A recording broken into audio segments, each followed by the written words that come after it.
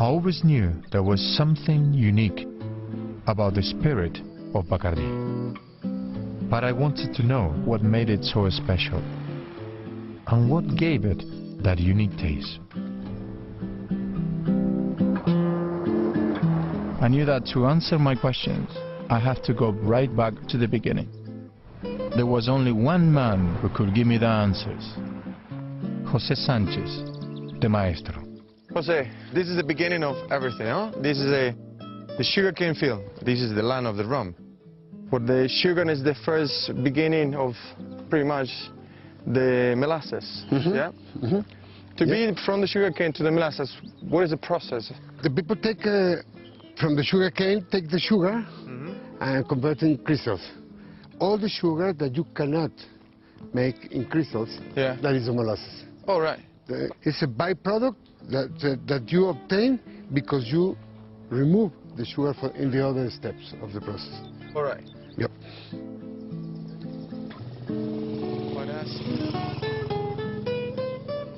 First, the men burn the land to get more nutrients to the soil, yeah? But the sugarcane was born with a seed. The seed is a piece of sugarcane. Let me show you a new seed. You can see, you remove it. Yeah. You can see. Oh yeah, I can see the nodes there. You cut it, you put it into the soil, and that's going to grow. Yeah. You cover with land, fertilize, and water. Sugar needs a lot of water. Lots of water. Horizontal. Horizontal. It's not vertical. Exactly. And how long will we start growing, do you think? In 2 weeks you have. 2 weeks you start. Wow, means you grow very, very fast. Yeah, yes. This is a new one. This is a new. Gracias, Jose. It's a pleasure. Spending time with Jose made it clear to me that the making of this superior rum begins in the sugarcane fields. I was eager to learn more.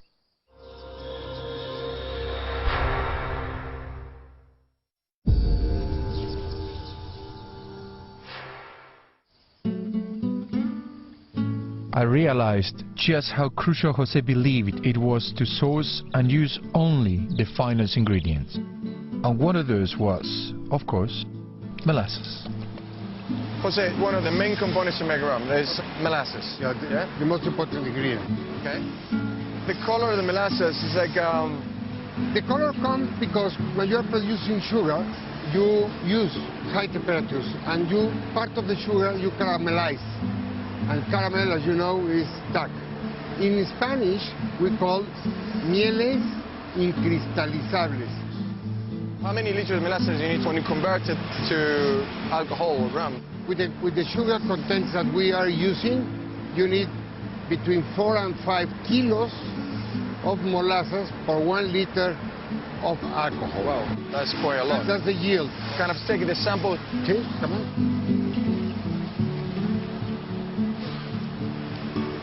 Wow. It's very rich, very caramel. It's beautiful. Jose, a couple of minutes ago, I tasted the molasses and I noticed that it's showing a very strong caramel, burnt caramel taste. The first impression is sugar, of course. It's sweet, but also sour. It's a balance between sweet and sour. Molasses is a commodity, but at the same time is a byproduct of the sugarcane. Why all the rum producers, the majority of rum producers, use molasses instead of sugarcane? Molasses offer you some advantage. You can store it during 1 year, and molasses doesn't receive any damage. I now understood how important molasses was, and I was really looking forward to finding out how this thick, dark liquid becomes a refined superior rum.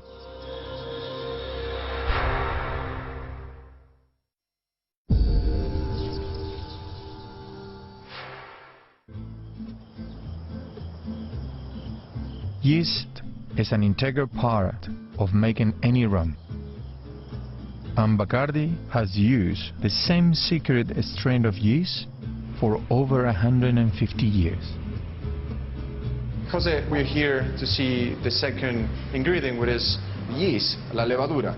Well, it's the most unique ingredient because a lot of people can use molasses as a raw material or water, but our yeast is just for us. Okay. Okay? It's secret. I call the Bacardi's army. I knew that no maestro de ron will ever reveal the secret of Bacardi's yeast. And it was this yeast, when mixed with molasses and water, that was a key to the Bacardi's unique fermentation and distillation process. Distillation is a very simple process because you only separate the different components with heat. This is a privilege, sir. You can see that. Look at it. Beautiful view of the sugarcane field from here, And you see the volcano? Wow. Can you explain me how everything works? When you produce aguardiente, you use just one color. One color. When you are producing redestilado, you have to use 5 of them. Really? In the different columns, you can eliminate some flavor that you are not seeking in your product. Then each column is a step of cleaning for the alcohol. The goal when you obtain redestilado is to obtain a product as neutral as you can. No flavor there. The most important component for the master rum blender is the aguardiente. The aguardiente is rich in flavor. Rich The in flavors. aguardiente is our secret. If you have a good quality in the aguardiente, you have assured a good product. And now I understood the parallel process and why the distillation of redestilado is about purity, whilst aguardiente defines Bacardi's character and flavor.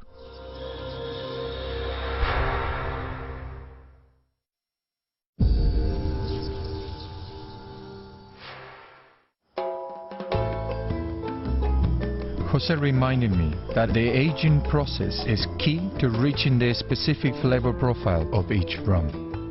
I was really beginning to appreciate that all good things come to those who wait.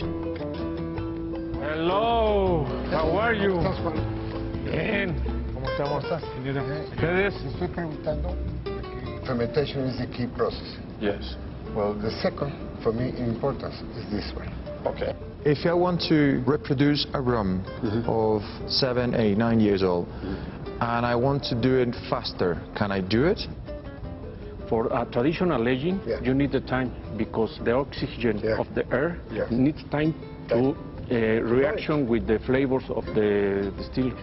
The barrels, where are they coming from? All the barrels are from white oak, American white oak, Okay. and the capacity of each barrel is more or less 180 liters. Is size matter? It's very Yes, important, very the important size. size. If you change the ratio between the volume Yeah. and the surface. the internal area, Yeah. you change completely Completely. the profile of the product. How many barrels we have here?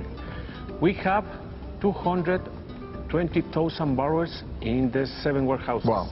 I see so many rums, and color for a lot of people means age. The color comes from the barrel, and the color depends on the different treatment that the barrel had.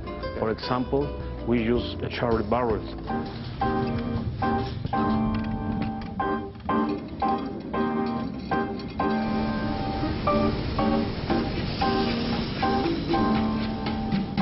In this case, it's going to be injecting some fire. Yes, produced by gas. That flame produces the charcoal inside of the barrel. All right. That charcoal will impact in flavor and in colors as well. In a few minutes, you can change completely the profile. This is the way that the barrel finishes after the treatment with the fire. Let me show you the charcoal. The charcoal changes the profile of the product, the color of the product. Yeah. It smells beautiful as well. It's time to do some tasting.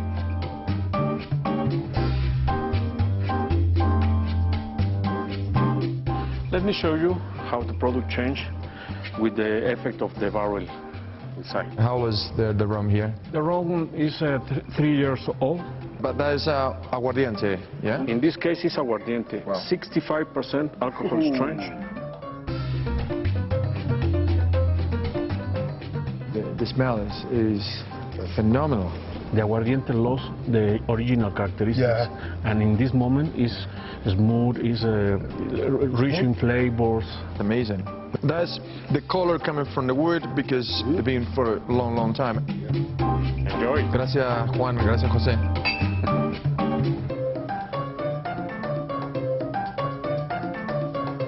Wow. It's very, very, very woody. Are the notes of... Notes of sweet, vanilla. Yeah, very much. And you have like a, I don't know, I feel like caramel. Caramel. Almonds. Wow, thank you. I was amazed that charring, storing and aging of barrels still play such an important part in this process. I was looking forward to learning more.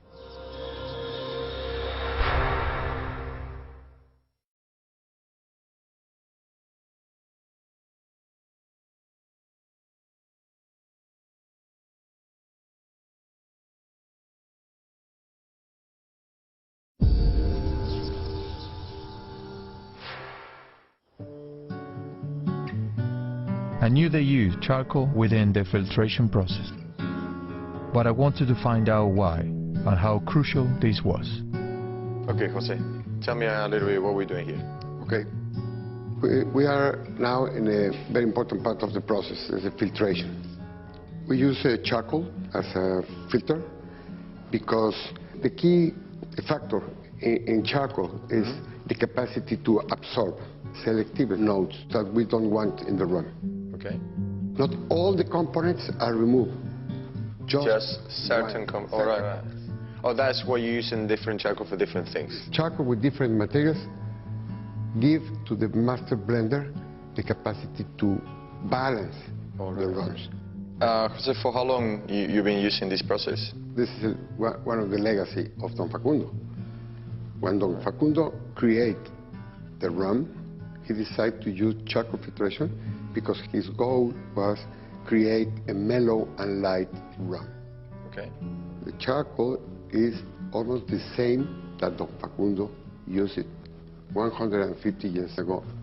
How many charcoals do you use for this? We have like 10 to 12 different charcoals. Okay. And you mix it together or no? This part of the process is secret. You want to tell me? Charcoal. Okay. Remember, we are the guardian. I don't make you any more daggers. Okay. Yeah. Okay. Bye-bye. Okay. Let me give you an example. You can see Yeah. this is a Bacardi Superior with the natural color acquired during the aging.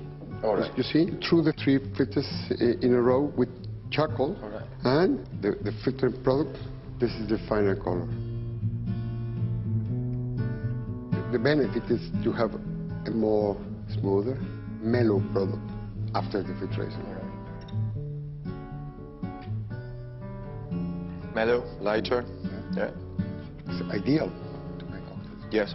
I always thought filtration was kind of like, you know, when you're making a cocktail, you have your tea strainer would actually take the impurities, but in this case, it does that, but not only that, just remove certain things and reduce the strength of certain flavors. Yes, it's a very good analogy with the cocktails.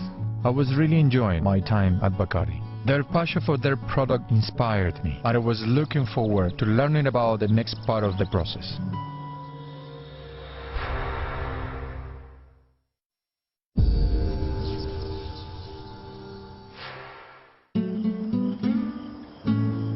Blending was where the expertise of the maestros really came into play, and where they perfected the flavor and profile of all their different rums.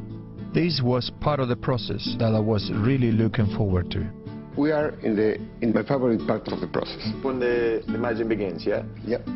Where all the maestros, fabricantes de ron Bacardi, try to reach a determinate profile. Okay. How? Blending. It's the last opportunity that you have in the process to reach the profile. You follow exactly the same recipe all the time or not? Basically, yes. Okay. But you have the freedom to make a slight adjustments. You get balance when you make the final adjustment. All right, you need to balance up the ingredients just to give you exactly the same profile. It's almost like a cocktail bartender. Yeah, a good bartender is a maestro. All right. Bartender. Yeah. In this example, I just play with 2 ingredients. The first ingredient, and you have the second ingredient. Okay. When you put the two ingredients in one batch, you are applying the formula. After an evaluation, I decide that you have to increase the woody notes. Okay. So you can add, and then you smell, you taste, you compare with the standards, and finally you reach the profile. Okay? Right.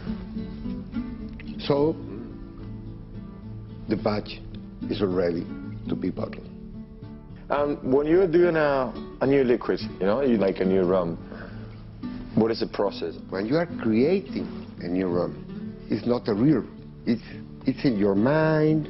You have to go with the ingredients and with all your tools to reach. Almost like you have an image in your mind and and after you want to transfer to a piece of paper. It's like a new cocktail. Perfect. I'm going to ask you a very important question. Is anywhere written a historical recipe? There is a top secret formulas. Are you going to show me one day? No, come on. And now I understood that the creating of Bacardi Superior Rum was a beautiful combination of science and art.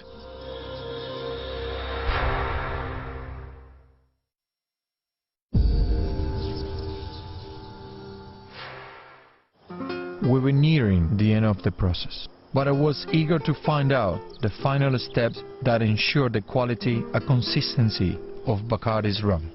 First, Juan wanted to explain the portion filter.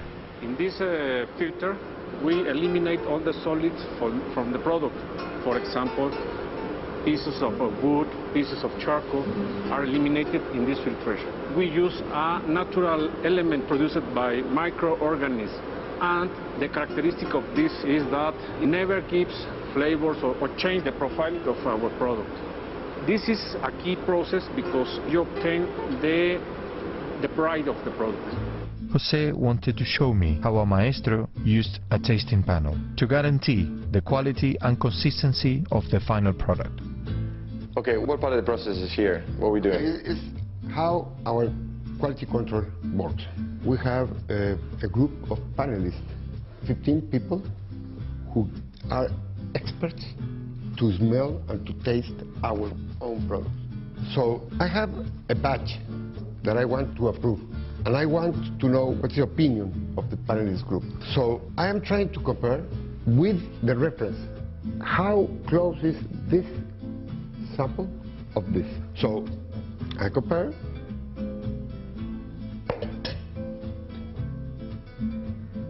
And I said, oh, it's very, very close. Okay. It's a similar sample.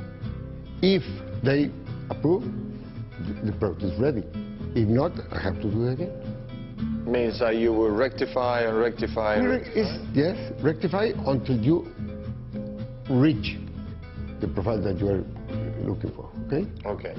The final approval is responsibility of us as a master blenders to approve. But for us, the panelist group is a wonderful tool. But the final seal approval is yours. Yes? Yeah.